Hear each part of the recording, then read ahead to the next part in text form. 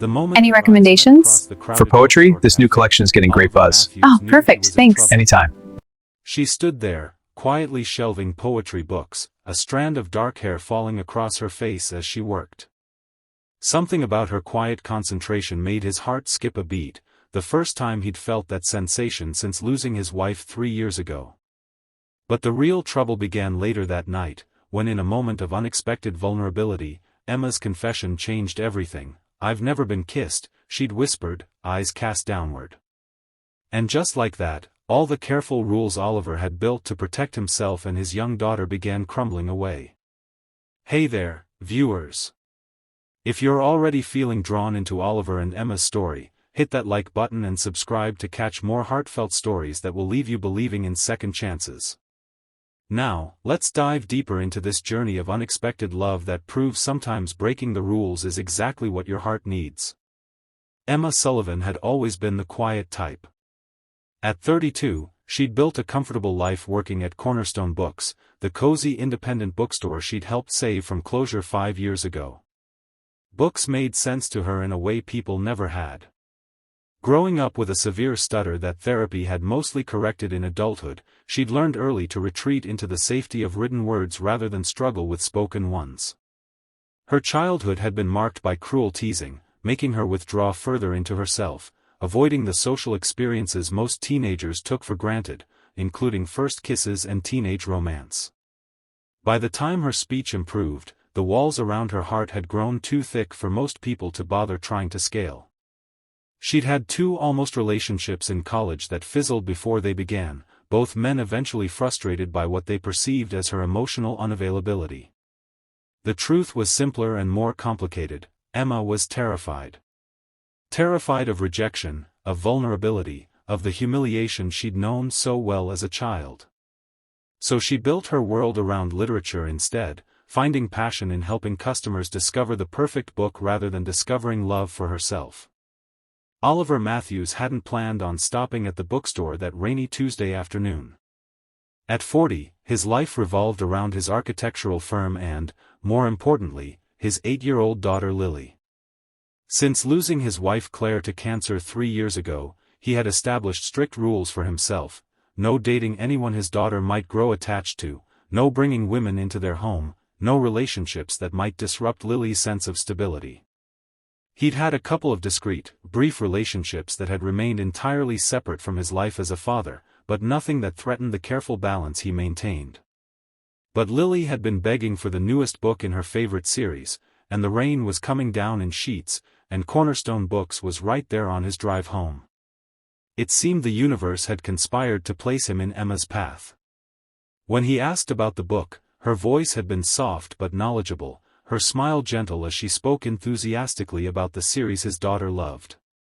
Something about her drew him in, perhaps the way her eyes lit up when discussing character development, or maybe how she seemed to choose each word with such care. "My daughter will be thrilled," he'd said, watching her carefully gift-wrap the book without being asked. "She's been talking about this release for months." "She has excellent taste," Emma had replied, and the genuineness in her voice made Oliver pause. Most people patronized him when he mentioned Lily, offering perfunctory comments about how sweet it must be to have a daughter. But Emma spoke as if Lily were simply another reader whose opinions mattered. "There's a reading group for her age range on Saturday mornings, if she'd be interested. I run it myself." The invitation was clearly professional, but Oliver found himself imagining Lily sitting cross-legged among other children while Emma read aloud. The image was both comforting and unsettling. "I'll ask her," he'd said, though he'd already decided they would come. That Saturday marked the beginning. Lily had been immediately captivated by Emma, whose gentle manner with the children revealed a patience and understanding that stirred something in Oliver. He watched from the parents' section as Emma guided discussions, never talking down to the kids but never pushing them beyond their comfort zones either. When a shy boy struggled to share his thoughts, Oliver noticed how Emma waited, giving him space without embarrassment, somehow knowing exactly what the child needed. "She's really nice, Dad," Lily had said afterward. "Can we come back next week?" And so it began. Week after week, Oliver found increasingly thin excuses to linger at the bookstore after the reading group ended. Coffee at the small cafe inside. Questions about books for himself. Browsing the architecture section that he strongly suspected Emma had expanded after learning his profession. Emma looked forward to Saturdays with a newfound excitement. The tall, thoughtful father with kind eyes and his precocious daughter had become the highlight of her week. She noticed how Oliver never pushed conversations but always seemed to find reasons to extend them. She noticed how respectfully he treated Lily, never dismissing her opinions.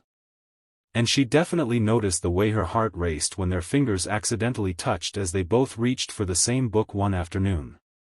It was Lily who inadvertently pushed them forward, announcing one Saturday that her father reads your book recommendations every night and thinks you have the best taste in books. Oliver's embarrassed expression had made Emma laugh, a real, uninhibited laugh that surprised even herself. The sound seemed to transform something in Oliver's face, and he'd invited her to join them for lunch afterward. Lunch became a routine, the three of them discussing books and life over sandwiches at the cafe next door to the bookstore. Emma found herself opening up more than she had with anyone in years. She told them about her childhood love of stories, though she carefully avoided mentioning her stutter. She shared her dream of one day writing children's books herself. And she found herself increasingly charmed by both father and daughter, the way they communicated with such respect, the inside jokes they shared, the space they seemed to be making for her in their weekly ritual. Oliver watched Emma bloom over those Saturday lunches. She was intelligent, insightful, and possessed a quiet strength that became more evident the better he knew her. She listened to Lily with the same attentiveness she gave to him, never treating his daughter as an obstacle or an afterthought. But whenever their conversations veered toward personal history or relationships, he noticed her gentle deflection. Something in her past had taught her caution, and he respected the boundaries she maintained. The shift happened 3 months into their Saturday routine. Lily had been invited to a classmate's sleepover, and Oliver found himself with a rare free evening. Standing in the bookstore as closing time approached, he hesitated before asking, "Would you like to grab dinner? Just the two of us?" Emma had frozen momentarily, her hand pausing on the book she'd been shelving. The question hung between them, weighted with implications neither had acknowledged. She'd been careful to view their lunches as friendly gatherings centered around Lily, not wanting to misinterpret Oliver's kindness. But, just the two of us, left little room for misinterpretation. Yes, she'd said finally, the single word carrying all her nervous hope. Dinner had been magical in its simplicity. At a small Italian restaurant with checkered tablecloths and candles in wine bottles, they'd talked for hours. Oliver told her about meeting Claire in college, their happy marriage, the devastation of her diagnosis, and the painful final months. He spoke of his fear of loving again, of disrupting the fragile peace he and Lily had found. "I made these rules," he admitted, swirling the last of his wine. "About dating. About keeping my personal life separate from our home life. They made sense when Lily was still reeling from losing her mother. They made sense when I couldn't imagine feeling anything for anyone again." The candlelight had caught the question in his eyes, and Emma understood he was telling her that those rules no longer made complete sense to him. The realization both thrilled and terrified her. Their conversation had moved to her apartment after dinner, neither ready to end the evening. Sitting on her small balcony overlooking the town square, surrounded by the potted herbs she tenderly cultivated, Emma had found herself wanting to share truths she usually kept hidden. "I had a severe stutter as a child," she said quietly. "I could barely get a sentence out without struggling. The other kids were merciless." She described the isolation, the shame, the retreat into books and silence. "By the time speech therapy helped, I'd missed all those normal teenage experiences. First dates. School dances." She paused, gathering courage. "I've never been kissed, Oliver. Isn't that ridiculous at my age?" The admission had tumbled out before she could reconsider, hanging in the night air between them. She immediately regretted it, certain she'd just confirmed herself as the awkward, inexperienced woman she'd always feared others saw. But when she finally looked up, Oliver's expression held nothing but tender understanding. "It's not ridiculous," he'd said softly. "Some experiences are worth waiting for." The moment stretched between them, electric with possibility. Oliver leaned forward slightly, then stopped himself. His rules. The boundaries he'd established. The promise to himself not to rush into anything that might eventually hurt Lily. But looking at Emma's face in the moonlight, he recognized something he hadn't felt in years, the absolute certainty that some connections were too important to deny. When he finally kissed her, it was gentle and questioning, giving her every opportunity to pull away. But Emma moved toward him instead, her hand tentatively touching his face as she responded with all the emotion she'd kept carefully controlled for years. When they separated, both were breathing unevenly, the significance of the moment clear to them both. "I broke my first rule," Oliver whispered, his forehead resting against hers. "Was it worth it?" Emma asked, vulnerability in every syllable. His answer was another kiss, deeper this time, a promise neither was ready to speak aloud. That night marked the beginning of a careful dance as they navigated the complications of their developing relationship.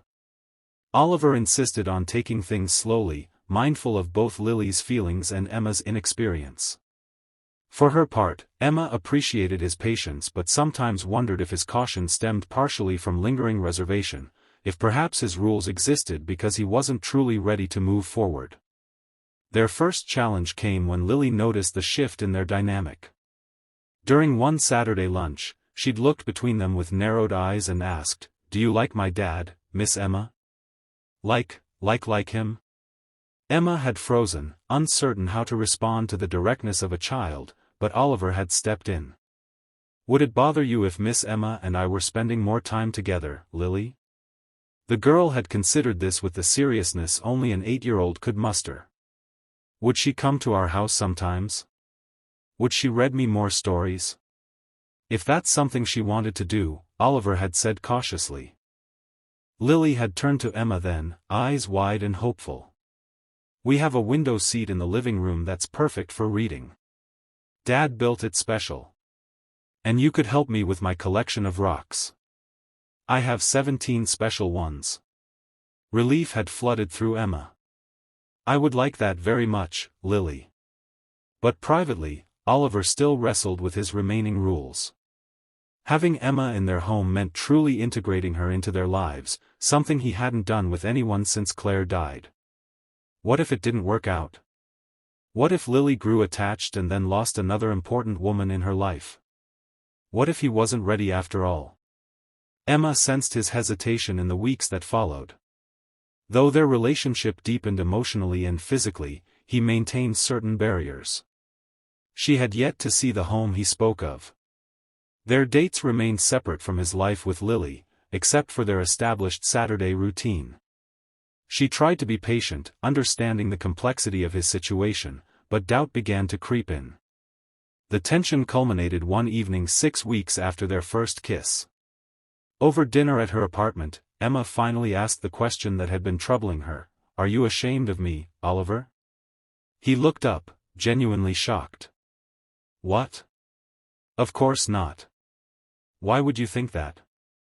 She set down her fork carefully. "You've never invited me to your home. We only see each other when Lily has other plans. Sometimes it feels like I'm compartmentalized. Like I'm good enough to kiss but not good enough to be part of your real life." Oliver's expression shifted from surprise to regret. "Emma, no. That's not it at all." "Then what is it?" she asked, voice steady despite her racing heart. "Because I understand taking things slowly, but it feels like we're not moving at all sometimes." The silence stretched between them as Oliver struggled to articulate feelings he'd been avoiding confronting. "I'm scared," he admitted finally. "Not of what Lily will think, she already adores you. I'm scared of depending on someone again. Of Lily depending on someone. And then losing them." Emma reached across the table for his hand. No one can promise forever, Oliver. I can't promise I won't get sick someday like Claire did. You can't promise you won't either. What I can promise is that right now, I care about both of you deeply, and I'm willing to take that risk. Her words hung in the air between them, a challenge and an invitation. Oliver looked at their joined hands, at the woman who had somehow slipped past all his defenses without even trying. I have one more rule, he said quietly. The most important one. I promised myself I wouldn't say, I love you, to anyone unless I was absolutely certain. His eyes met hers, vulnerability and determination mingled. I'm breaking that rule tonight, Emma. I love you. The words washed over her like a warm tide, both terrifying and exhilarating. I love you too, she whispered, the phrase new on her lips but absolutely true in her heart. That weekend, Emma finally saw the home Oliver had created with Lily, a craftsman-style house with warm woods and large windows, filled with books and Lily's artwork. The promised window seat did indeed make a perfect reading nook, and Lily proudly displayed her collection of special rocks, explaining the significance of each one with solemn importance. But integration wasn't without its challenges. The first time Emma stayed overnight was preceded by careful conversations with Lily about what it meant. The first time she had to discipline Lily for rudeness led to tears and a slammed door, followed by Oliver's gentle mediation. There were moments when Emma felt like an intruder in their established routines, and moments when Oliver instinctively turned to share something with Claire before remembering she wasn't there. 6 months into their relationship, the fragile balance they'd established was threatened when Emma's estranged father contacted her after 15 years of silence. His sudden desire to reconnect triggered all her old insecurities and fears of abandonment. She withdrew emotionally, falling back on her lifelong pattern of retreating into silence when threatened. Oliver, sensing something was wrong but not understanding what, gave her space that quickly became distance. Old fears resurfaced, that he'd been right to have his rules, that opening their lives would inevitably lead to pain, that perhaps he'd rushed into something neither of them was ready for. The breaking point came when Emma missed Lily's school play without explanation, leaving both father and daughter confused and hurt. When Oliver confronted her afterward, all the tension of recent weeks erupted. You can't just disappear on us, Emma, he said, frustration evident in his voice. Lily was looking for you in the audience the whole time. I can't do this, Emma replied, her voice tight with suppressed emotion. I thought I could, but I can't. I'm not cut out to be anyone's partner or parent. What happened? Oliver asked, his anger giving way to concern. Something's been wrong for weeks, and you won't talk to me about it. Because talking doesn't fix anything, she burst out. My father wants to reconnect after 15 years of silence. 15 years, Oliver. He left when my stutter was at its worst, told my mother I was too difficult. Now he's sick and suddenly wants his daughter back. Tears streamed down her face. What if I'm like him? What if I'm just not capable of staying when things get hard? Understanding dawned in Oliver's eyes. Emma, you're not your father. You don't know that, she insisted. Maybe there's a reason I've avoided relationships all these years. Maybe I knew something about myself that I didn't want to admit. Oliver stepped closer, his voice gentle but firm. You know what I see? I see a woman who runs the children's reading program on her days off. Who memorized Lily's favorite ice cream flavor after she mentioned it once. Who stays up late helping me work through design problems even though architecture isn't her field. You're not afraid of commitment, Emma. You're afraid of abandonment.